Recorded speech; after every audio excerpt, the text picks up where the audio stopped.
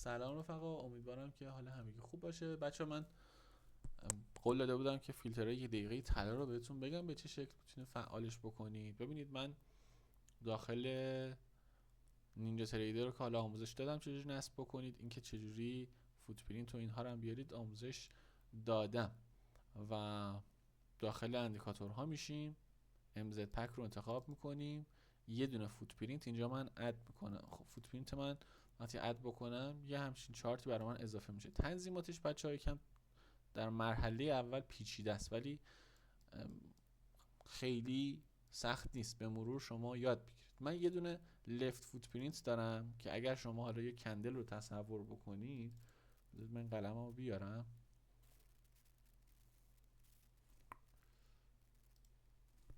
خب اینو ببندیمش. ببینید من اگه یه کندل رو اینجا داشته باشم، این سمتش میشه سمت راستش که میشه رایت فوتپرینت، این ورش میشه لفت فوتپرینت که عددا رو به من اینجا نشون میده. اوکی، این حالا شادوش مثلا این میشه کندل فوتپرینت. چیزی که ما نیاز داریم این هست که فقط از رایت فوتپرینت استفاده کنیم، دیگه لفت فوتپرینت رو من کاری ندارم. اینو میام فوتپرینت سیلش رو کلا خاموش میکنم و میام روی رایت فوتپرینت، اینو میذارم روی بیدو اسک که بیدو اسک رو ببینیم، پایینش رو میذارم حالت بریک، کلاسر اسکیلش رو میذارم رو بار و دیگه اینا مهم نیستن که رو چی باشن، چون اصلا فعال نیستن. حالا میتونید تغییرشون بدید ببینید به چه شکل اتفاق میفته. میام پایین تر، این رو من میذارم روی، احتمالا روی این حالت سولید هست، اینو باید بذارید روی حالت کاستوم. روی حالت کاستوم میذارید، این رو صفر میکنید همونطور که میبینید بچه. برای طلا من این رو از عدد تقریبا 80 حتی 70 حتی میتونم، این فیلتره. خب این فیلتره. من درباره فوتپرینت قبلا توضیح دادم، اگر که توضیحات رو نمیدونید یا اصلا با فوتپرینت آشنا نیستید، حتما برید داخل یوتیوب و اون دوره مقدماتی و دوره به قولی پیشرفته ترش رو ببینید که فوتپرینت رو اونجا آشنا بشید و بعدش بیاید اینجا. ما اینجا بچه یه خریدار داریم که سمت راست هستن، یه فروشنده داریم که سمت چپ هستن. اوکی، ما یه پارامتر داریم به اسم ولوم. اوکی، که والیوم ما توی هر بلوک قیمتی خب میتونه حساب بشه. یعنی چی؟ یعنی آقا من یک مدل چارتی داشته باشم اصطلاحاً که فقط یک لول قیمتی رو به من نشون بده که اصلا چرا دارم این کارو میکنم، خودم اذیت میکنم و برای شما هم درکش سخت میشه. من الان اینو میذارم روی یک حالت فوتپرینت هم رو که میاد جمع بید و اسک رو حساب میکنه، یعنی خرید و فروش رو حساب میکنه، جمع میکنه و عددش رو به من نشون میده. اینا رو با هم جمع میکنه، عددش رو به من نشون میده. بهش میگم حالت والیوم. من فوتپرینت رو این بالا به جای بیدا اسک میذارم رو والیوم، ببینید به صورت والیوم به من نشون میده. من همه اینا رو توی اون دوره ها گفتم. حالت دلتا هم دقیقاً میشه اختلافشون که حالا کاری نداریم، الان رو والیوم کار داریم. ببینید جمع خرید و فروش رو داره به من نشون میده. خب اینکه من فیلتر سایز این طلا رو چی بذارم دقیقاً برمیگرده به همین والیوم، برمیگرده به همین والیوم کندل. ها رو من رنگی رو عوض کنم. ببینید بچه‌ها این جمع بیدو است، جمع خرید و فروش اینجا شده 85، اینجا شده 137، اینجا به قولی شده مثلا 22، اینجا شده 10. خب برای من کجاها مهمه؟ اون جاهایی که از یک عدد حد اقلی، مثلا حد اقل میگم از عدد 100. آقا از عدد 100 اگر والیوم یعنی جمع خرید و فروش، مهم نیست کدومش بیشتر یا کمتر باشه، مجموعش اگر بیشتر از 100 باشه یعنی چی؟ یعنی اینکه اینجا یک به قولی حجم زیادی اومده که خب اون حجم زیاد رو احتمالاً مارکت میکر وارد کرده و داره یه دستکاری توی قیمت صورت میگیره. پس این برای من یک علامته، یک فیلتر اصطلاحاً. خب که من میتونم اینو اعمالش بکنم. چجوری اعمالش بکنم؟ میام اینجا این رو میذارم رو حالت بیدو اسک که به قولی هم خرید و هم فروش رو ببینم، مثلا بتونم این بالانس ها رو ببینم. بعد میام اینجا روی همین کالر مودشه که روی کاستوم گذاشتم، اینجا بچه‌ها این عدد است. من اگه عدد 80 رو بدم تو فیلم، من 3 تا فیلتر میتونم بذارم. فیلتر یکم مثلا بیام عدد 100 رو بدم به قولی، ببینید الان اونایی که جمع ویدیو هستشون از 100 بیشتره برای من نمایش میده. این 107، این 135. چه رنگی نمایش داره میده؟ این رنگ صورتی که من اینجا مشخصش کردم، اینهاش. من میتونم این رنگو عوض بکنم. ببین فیلتر یک من، کاستوم کالر یک من رنگ من رو مشخص میکنه. خب فیلتر دو هم میتونم بذارم. یعنی چی؟ یعنی آقا بیام بگم خب عدد 100 یه عدد معقولیه، ولی اگه عدد 200 مثلا بیشتر بود، یعنی دیگه خیلی اونجا اتفاقات عجیب و غریبی داره، یعنی حجم داره زیاد میشه، اصطلاحاً مارکت داره ابزورب میشه، داره جذب اتفاق میفته. یعنی چی جذب اتفاق میفته؟ حالا خیلی نمیخوام عمیق صحبت بکنم اینجا. یعنی اینجا دارن سل لیمیت میکنن، سل لیمیت میکنن و جلوی مارکت رو میگیرن، نمیذارن مارکت از این بیشتر بره بالا. اوکی، برای همین حجم اینجا جمع میشه. خب و بعدش ببینید این اتفاق میفته. حالا این فیلترها رو بچه شما تو تایم فریم های مختلف میتونید بذارید. از شما تایم فریم دیلی بگیر تا ساعتی، 4 ساعته، 1 ساعته، 15 دقیقه‌ای، 5 دقیقه‌ای و دیگه کمترین حالتش میتونه 1 دقیقه‌ای باشه. اوکی، این فیلترها میتونم اینجوری بهتون بگم که بچه‌ها یک عدد دل بخواهین، یه عدد ثابتی نیست. من بگم مثلا بالاتر از 100 بذارید، نه اینجوری نیست. چرا؟ چون که حجم مارکت، ولاتیلیته مارکت و اون حجم روزانه مارکت متفاوته. یا شاید حالا توی باز زمانی های خاصی کم و زیاد بشه، باز زمانی های بلند مدت، و به مرور مثلا این حجم بیشتر بشه، عدد زیادتر بشه. پس این بچه یه عددیه که متغیرش دست شما هست و شما میتونی جابجاش بکنی، حتی روی اینسترومنت های مختلف. خب چجوری من بفهمم؟ من باید اینو دیگه کم از هوشم استفاده بکنم و از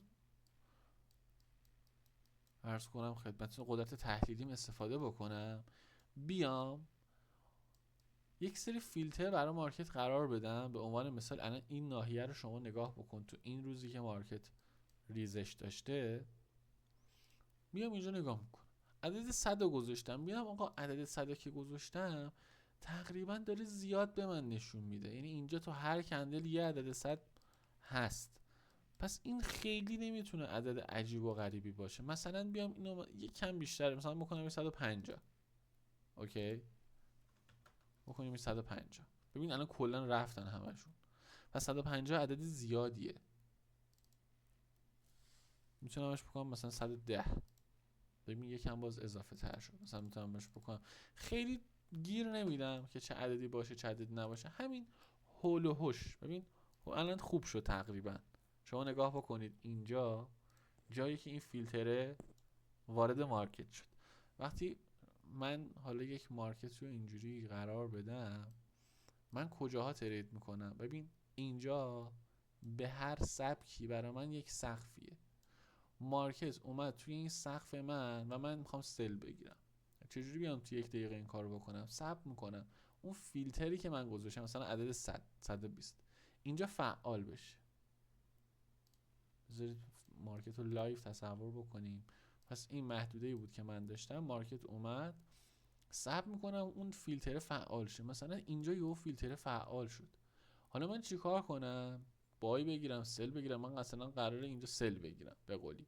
ثبت میکنم مارکت جدا بشه از اون فیلتری که حالا اتفاق افتاده، از اون حجمی که اتفاق افتاده، بیاد زیرش، بالاش بره که به درد من نمیخوره. خب بالاش بره دقیقا میتونم استفاده بای ازش بکنم، ولی ثبت میکنم برای سل بیاد زیرش جدا بشه، مثلا یک کندل 2 تا کندل بیاد زیرش. تو ریتست، تو برگشت به این حجمه، میام اینجا ورود میکنم، استاپمو یک عددی میذارم، حالا یه استاپ مثلا 10 پی پی، 15 پی پی، یا مثلا پشت این سقفه، یا هر جوری که حالا خودتون استاپ قرار میدید استاپو قرار میدم. این میشه مدل ورود حالا 1 دقیقه‌ای. این اتفاق میتونه تو 5 دقیقه‌ای بیفته، میتونه تو دیلی هم بیفته، میتونه توی عرض کنم خدمت ساعتی هم بیفته. ببین اینجا تقریبا فیلتر فعال شد، مارکت اومد پایین، ببین یه ریتست داد. حالا اینجا خودش یک ناحیه است. ببین این یه فیلتریه که اینجا فعال شده، این هم یه فیلتریه که اینجا فعال شده. من تقریبا این نکته هم بهتون بگم بچه، خیلی وقتا ببین مارکت برمیگرده از یکی دو تیک پایینتر از اینجا ببین یکی دو تیک پایین تر از اون فیلتری که فعال شده مارکت اومده ریخته. کاری که میتونید بکنید اینه که پایین تر، یکی دو تیک پایین تر، مثلا اینجا فیلترتون فعال شده، شما اینجا لیمیت بذارید و اینو میتونید به عنوان ناحیه بگیرید، یعنی از این بالاییه تا این پایینیه میتونید به عنوان ناحیه در نظر بگیرید. اوکی، این هم یک موردی بود که گفتم بد نیست که حالا بهتون بگم. ببینید اینجا مجدد فیلترها فعال شدن و مارکت، بذارید با خود نینجا کار بکنیم الان بهتره. اینجا فیلترها فعال شدن، فیلترهای بالای 120 فکر میکنم، و ببینید مارکت اومد بالا، برگشت، قشنگ جدا کرد خودش رو، برگشت. حالا فرض کن شما اینجا یک ناحیه حمایتی هم داشتی خودت، اوکی، یک اوردر بلاک داشتی، حالا هرچی، اینجا شما میتونی ورود بکنی، استاپ تو مثلا 20 تیک 30 تیک استاپ بذاری به نسبت اون روز، و مثلا اینجا با این حرکت رو میتونستی از مارکت بگیری. این که بچه من دیگه بخوام جزئی بیام درباره استراتژی صحبت بکنم و استراتژی های مختلف، اون دیگه مدل های مختلفی داره، خب که دیگه شما خودتون باید برید بک تست بکنید. این وظیفه شماست که برید یک ستاپ مشخص، یک ناحیه برای خودتون تعیین بکنید، روی اون ناحیه به این شکلی که مثلا من گفتم به عنوان یکی از تاییدهای فوتپرینت، ما چندین مدل تایید فوتپرینت داریم، یه مفهومه، اون مفهوم من توضیح دادم داخل یوتیوب و دوره های یوتیوب. شما قراره اون مفهوم رو ترید بکنی، اون مفهوم رو الان یک شکلی که میتونی ببینیش تو یک دقیقه به این شکله، این همون ابزوربشنه.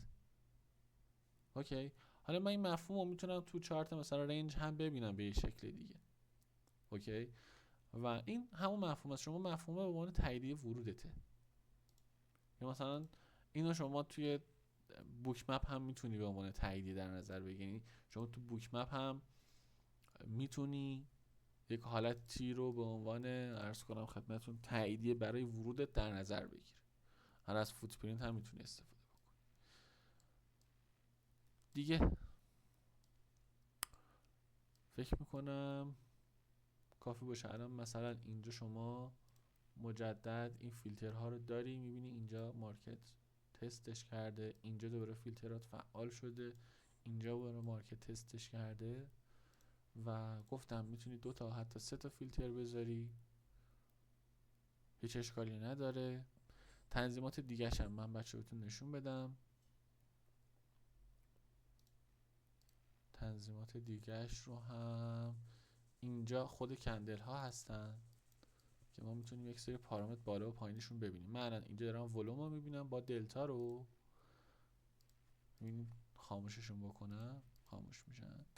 حالا اینا هم پارامترهای دیگه هستن که میتونیم ببینیم. این پایین هم یه سری شاخص ها رو میشه دید، مثلا همون ولوم و همون دلتا رو این پایین دارم میبینم، اینم فکر کنم دلتای درصد هست که شما این 2 تا تیک رو باید روشن بکنید، و اینجا حالا ترید ها رو میتونید ببینید، بای ولوم، سل ولوم و دیگه مکس دلتا و مین دلتا، و با توجه به استراتژیتون.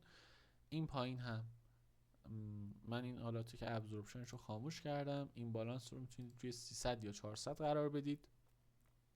این بالانس ها همین عددیان که به قولی روشن میشن، درباره حالا تو دوره مقدماتی درباره‌اش صحبت کردم تو یوتیوب، میتونید ببینید دیگه. این فیلتر هم مثلا میتونه عدد 10 به بالا باشه. آن فیلتر رو خاموش کردم، حالا اونم فکر کنم تو یوتیوب بهش پرداختم که چیز خاصی نیست. این پوک هست، بیشترین حجمی که توی هر کندل اتفاق میفته. این VL و VH رو برای ما مشخص میکنه داخل همون کندل که توی یک دقیقه اصلا مهم نیست دیگه. اینها هم که خاموشه. من تا این پایین اومدم که تنظیمات فوتپرینت رو ببینید و همین.